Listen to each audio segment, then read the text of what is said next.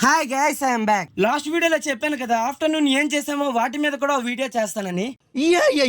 అయితే ఆఫ్టర్నూన్ తినేసి ఇక్కడ దగ్గరలో వ్యూ పాయింట్ బాగుందంటే మా గ్యాంగ్ అందరం అయితే స్టార్ట్ అయిపోయాం. మీలో ఎవరికైనా ఈ లొకేషన్ ఏంటో తెలిస్తే కామెంట్ చేయండి. ఇక్కడ అదిరిపోయే వ్యూ పాయింటే కాదు, మన మంజుమల్ బాయ్స్ సినిమాలో చూపించినట్టుగా ఒక చిన్న సైజు లోయ కూడా ఉంది. అయితే మేము ఆ లోయతో ఏం చేసామో చూపిస్తా చూడండి.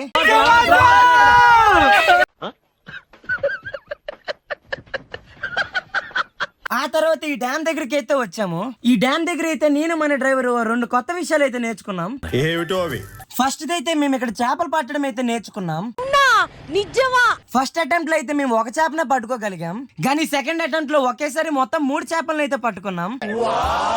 కాకపోతే ఆ రోజు సాటర్డే అవడంతో చేసేదేమీ లేక మళ్ళీ నీటిలోనే వదిలేసాం. పైకి ఎదవలాగా అంటారు కానీ సెంటిమెంట్స్ ఎక్కువ. రెండో విషయం ఏంటంటే మేము నీటిలోకి రాళ్ళు విసరడం కూడా నేర్చుకున్నాం.